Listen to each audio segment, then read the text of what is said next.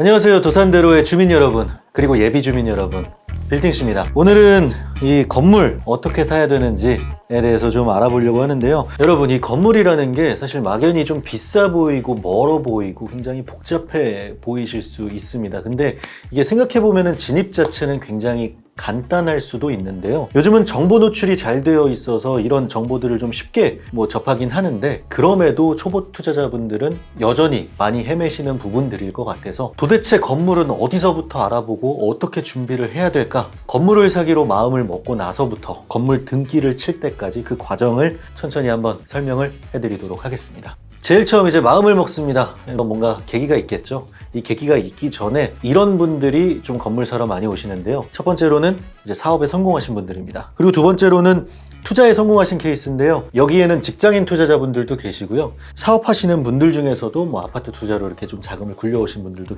여기 해당할 거고요. 그리고 세 번째로는 전문직입니다. 그리고 네 번째로는 부모, 결국 돈이 생기면은 안전자산 쪽으로 이제 좀 투자를 하기 위해서 좀 넘어오시는데요. 돈을 자산화해서 좀 월세를 받으면 좋겠다, 이렇게 쉽게 얘기해서 건물주가 됐으면 좋겠다 라는 생각이 제일 일반적일 거고요. 어쨌든 많은 분들이 다양한 계기로 건물을 사겠다고 좀 마음을 먹게 되는데요. 유튜브나 예를 들어서 네이버 부동산, 밸류맵이나 디스코, 블로그 글들까지도 이렇게 좀 다양하게 찾아볼 텐데요. 그러면은 저와 같은 이제 수많은 중개사분들과 그분들이 말하는 수많은 정보들이 나오기 시작할 겁니다. 여기서부터 벌써 복잡하죠. 신뢰 있는 회사와 신뢰 있는 중개사 찾기, 이게 무슨 말이냐면요, 건물을 사기 위해서는 수많은 전문가들의 도움이 필요합니다. 설계사, 시공사부터 세무사, 법무사, 심지어 은행 지점장님들까지 좀 과정 안에서 도움이 필요한데요. 요즘 저희 같은 중개법인들이 모두 다 잘 되어 있기 때문에 필요하다면 알아서 연결을 해드리고 일 처리까지 깔끔히 잘 해주실 겁니다. 그런 이유에서 이제 신뢰 있는 회사와 전문가들을 이제 컨택을 찾아서 하시면 좋을 것 같습니다.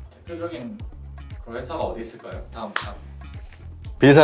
이제 사실 여기서부터가 가장 중요합니다. 자금 계산이랑 희망 매입 지역을 여기서부터 검토하시게 될 텐데요. 이제 첫 번째로는 가진 현금을 계산해야 됩니다. 내가 이 정도 캐시를 좀 갖고 있구나 라고 옆에 이렇게 좀 적어 두시고요. 두 번째로는 아파트 상가나 이런 내가 갖고 있는 자산들을 매각 계획이 있으시다면은 추후에 몇 달 안에 혹은 몇 주 안에 현금화를 할 계획이 있는지, 이런 것들까지도 그 아래다 계산해서 적어두시면 좋을 것 같습니다. 확보 가능한 추가 현금이 될 것 같고요. 세 번째로는 제공 가능한 공동담보입니다. 대표적으로는 실거주하고 있는 아파트가 될 텐데요. 대출 받을 때 대출 비율이랑 은행과 금리 산정할 때 조금 더 유리하게 작용하다 보니까요. 이런 것들까지도 계산을 해두시면 좋을 것 같습니다. 네 번째로는 내가 얼마까지 월 이자가 감당한가, 요거를 봐야 되는데요. 투자용으로 보신다라고 하면은 그 건물에서 나오는 월세가 있을 테니까요. 그 월세로 이자를 감당한다라고 하면 뭔가 조금 더 공격적인 투자가 가능하겠죠.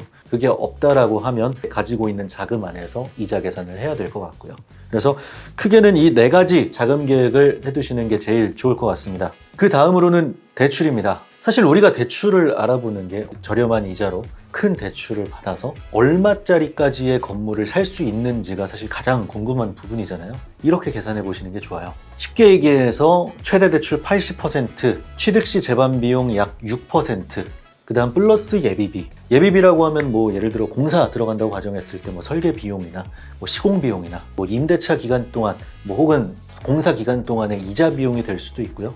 이런 다양한 예비비들이 되겠죠. 일단 여기서 최대 대출을 80% 잡았어요. 이게 왜 이런 비율이 나왔냐면요. 법인 기준으로 약 70%에서 90% 개인의 상황이나 이 여건에 따라서 그 비율 안에서 최대 대출들을 받으시기 때문에 일반적으로 80%까지들은 받으실 수 있습니다. 80% 비율에 대한 이자가 있을 거 아니에요. 이 이자들을 미리 계산해 두시면 좋을 것 같습니다. 일단은 자금 스케줄 표예요. 일단은 매매 금액을 50억으로 산정을 해볼게요. 그러면은 취득세는 4.6%, 전체 근린생활시설 기준이고요. 2억 3천 정도 나오겠네요. 등기 비용은 채권 할인율에 따라서 변동이 될 수 있는데요. 이제 법무사 수수료 포함해서 한 0.2% 정도가 나옵니다. 그래서 0.2% 약 1,000만 원 정도가 되고요. 중개수수료 계산이 된 비용이고요. 그 다음에 공사 비용은 없다고 가정해 볼게요. 여기서 이제 50억 금액에 예를 들어 3% 수익률이 나오는 건물이다 라고 하면은 대출 금액은 최대 80%로 해서 40억 잡았고요. 그 다음에 임대료 같은 경우에는 연 1억 5천만 원이고요. 월에는 1250만 원 정도가 되겠네요. 월 이자는 뭐 비슷한 수준에서 상환이 이루어질 것 같습니다. 두 번째 사례는요, 뭐 매매 가격 50억에 공사비 20억 기준으로 좀 계산을 해볼 텐데요. 뭐 취득세, 등기 비용, 뭐 중개수 수수료 동일할 거고요. 공사 비용이 추가적으로 들어갑니다. 그러면은 공사 비용도 대출을 받으실 수가 있어요. 대출 금액은 56억, 월 이자가 한 500 정도 더 올라갔네요. 그래서 뭐 이런 비용들 500 곱하기 뭐 12달 해서 뭐 이런 1년치 공사 비용에 대한 이자를 빼둔다든지 이런 예비비에 대한 계산이 이루어질 것 같습니다. 그래서 이 자금 스케줄표, 요게 이렇게 간단한 자금 스케줄 파일인데요. 이게 필요하신 분들은 저희가 댓글에 링크 남겨놓을 테니까요. 거기 타고 들어오셔서 요청 주시면은 제가 한 분 한 분 다 보내드리도록 하겠습니다. 다섯 번째입니다. 이제 희망 매입 지역이 될 것 같은데요. 특별히 사야 되는 지역이 있으신 게 아니라면, 예를 들어 뭐 사옥이나 사업 운영을 나는 꼭 여기서 해야 된다라는 뭐 이유들이 되겠죠. 이 건물이라는 자산이 사실 잘못 사게 되면 다른 자산들에 비해 황금성이 많이 좋지 못한 자산입니다. 투자자들이 좀 선호하는 지역들이 좀 몇 개가 있거든요. 그러면 그걸 상담을 통해서 자세하게 알려주시나요? 그럼요. 내가 가지고 있는 현금 안에서는 어느 정도의 지역들 안에서 뭐 투자자들이 선호를 하는지, 어떤 컨셉은 어느 지역으로 가는 게 좋은지, 이런 것들을 상담을 통해서 설명을 해드리도록 하겠습니다. 볼륨마다 컨셉마다 잘 팔리고 안 팔리는 지역들이 있다 보니까 이런 것들은 내가 특별히 들어가는 지역이 정해져 있다라는 게 아닌 이상은 이렇게 주변의 전문가분들과 상의를 꼭 해보시는 게 좋을 것 같습니다. 다음으로는 매입 주체입니다. 제일 많이 고민되는 부분이죠. 뭐 계약금을 넣기 전에는 어떤 주체로 내가 매입을 해야겠다라는 계획이 더 있으셔야 되겠지만, 설립 자체는 이제 계약금 진행 이후에 이제 잔금 전까지만 진행해도 되는 부분이어서 뭐 조금은 더 천천히 계획하셔도 됩니다. 사실 좋은 물건을 찾는 게 더 중요하다 보니까요. 이런 걸로 채할 시간이 없다라는 점 더 유의를 하시는 게 좋을 것 같아서 좀 짧게 설명을 해드리고 넘어가도록 하겠습니다. 가장 중요한 파트입니다. 좋은 물건을 만나야겠죠. 제일 중요합니다. 그래서 이제 시장에는 수많은 물건들이 존재하고요. 내가 살 때는 좋은 물건이었지만 반대로 팔 때는 아닐 수가 있어요. 그러면 안 좋은 물건을 샀는가? 뭐 그럴 수도 있겠지만 또 그거는 아닐 수도 있는 내용이거든요. 이게 무슨 얘기냐면요. 내가 사고자 하는 시장의 시점이 있잖아요. 뭐 이번 주, 이번 달, 혹은 이번 분기, 이번 해, 올해 안에 사겠다.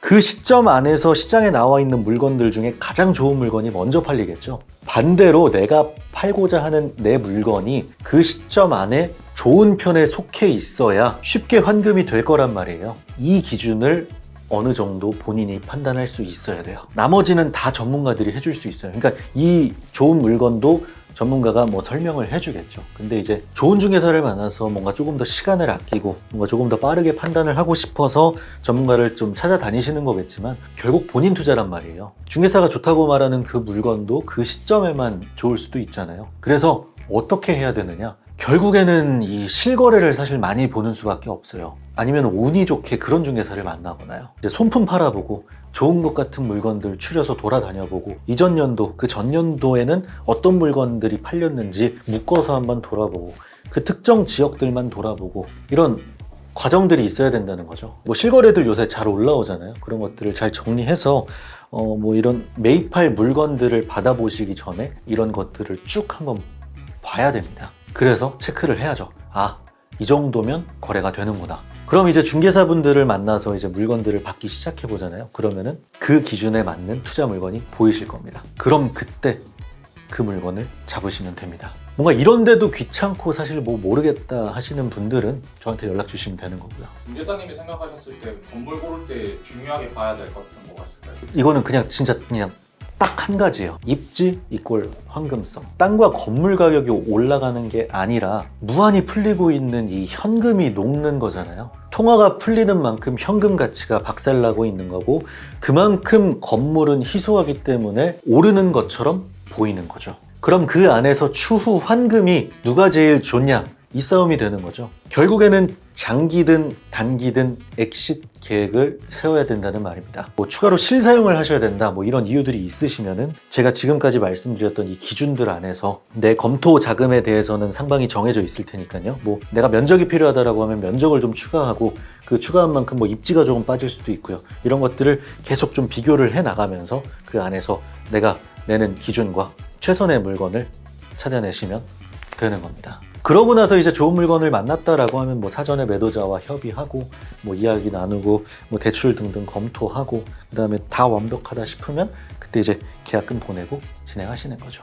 계약금 이후에는 계약 이전에 협의했던 그 내용대로 절차대로 진행을 하시고 등기까지 취득을 하시게 되는 겁니다. 예전에도 그래왔지만 코로나의 정말 큰 유동성 시장 이후에 개인적으로도 이 화폐 가치가 녹는 그런 공포감이 점점 더 커지고 있습니다. 인생에서 몇 번 없을 정말 이 그 수십억대의 큰 대출을 일으키시는 것만으로도 도전이 될 수 있는 부분이고요. 이 부동산 투자를 오래 하셨던 어느 한 대표님께서 좀 말씀을 해주셨던 내용인데 이게 부동산 투자라는 게 결국 단순하게 보면 샀고 안 샀고의 차이가 지금까지의 큰 결과를 만들어내셨다고 합니다. 건물 매입을 검토하시는 분들이 이 영상을 통해서 조금이라도 더 좋은 건물을 매입을 하셨으면 좋겠고요. 구독과 좋아요, 알람 설정까지도 해주시면 더 좋을 것 같습니다. 감사합니다.